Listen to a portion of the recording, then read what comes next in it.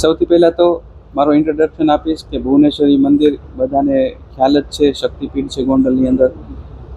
125 વર્ષ જૂનું અમારું આયુર્વેદિક ફાર્મસી પણ છે અને મેડિકલ ફિલ્ડમાંથી હોવા છતાં મેં મારું એક આર્ટ ગેલેરી સ્થાપી છે અને મારા આ બધા ચિત્રો આજે આપ જોઈ રહ્યા છો. આ મારો 10મો શો છે અને પ્રથમવાર રાજકોટમાં થઈ રહ્યો છે. આની અગાઉ બોમ્બે, દિલ્હી અને વડોદરા, અમદાવાદ જેવા શહેરોમાં મારા શોઝ થઈ ગયા છે. આ મારી આર્ટ બાયોગ્રાફી છે, એટલે આત્મકથા. ચિત્રોના બેકગ્રાઉન્ડ છે એ મારી ટ્રાવેલ સ્ટોરીમાંથી છે અને સાથે સાથે હિન્દુ ધર્મના કેરેક્ટર્સ મેં આમાં એનું સંકલન કર્યું છે.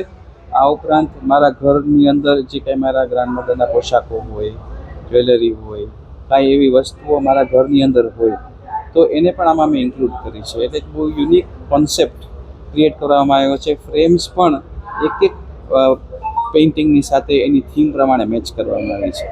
તો આ બહુ એક યુનિક કોમ્બિનેશન છે કે આવું કદાચ ક્યારેય અગાઉ રાજકોટની જનતાએ જોયું નહીં હોય. આખું એક એમ્બિયન્સ ક્રિએટ કરવામાં આવ્યું છે આર્ટનું અને આ જોવાલાયક છે. કેટલા પિક્ચર્સ છે? લગભગ 47 પેઇન્ટિંગ્સ અહીંયા નાના મોટા થઈને આવ્યા છે. મારા પરિવારના પણ છે પોર્ટ્રેટ્સ, બીજા પોર્ટ્રેટ્સ પણ છે રાજ પરિવારના અને આ બધી જે થીમ આપ જોઈ રહ્યા છો જુદી જુદી એ સ્ટોરીઓ પણ છે. આમાં આ ઓઇલ કલર જ છે, બધા ઓઇલ ઓન કેનવાસ જ કહેવાય અને ઓઇલ કલર્સ જ બધા લેવા. તો આજે આ રવિભાઈના બધા પેઇન્ટિંગ્સ અહીંયા જોવા હું ખૂબ આનંદિત છું અને મેં એમને લગભગ 20 વર્ષથી મેં જોયું છે કે એ કેમ એમનું આર્ટ આખું પ્રોગ્રેસ થયું છે. આ જે આર્ટની એમની ખાસિયત છે કે ખાલી આર્ટ નથી પણ એક વાર્તાની જેમ એમનું આર્ટ છે.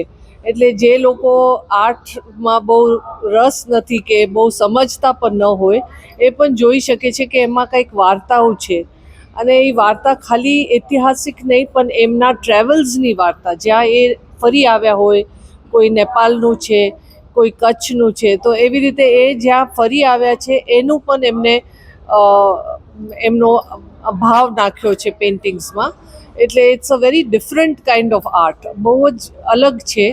He is not a trained artist, કોઈ એમને ફોર્મલ ટ્રેનિંગ નથી તો પણ એટલું સુંદર કલા એમને પ્રસ્તુત કરી છે અને આજે અમે બહુ ખુશ છે કે આ રાજકોટમાં એમને એક પ્રદર્શન અહીંયા રાખ્યું છે. હું રાજકોટવાસીઓને કહું કે પ્લીઝ આવીને એમને એન્કરેજ કરે અને જોવે કે this is also local artist, આપણા રાજકોટના જ છે અને આવીને જોઈને એમને એન્કરેજ કરે. Thank you.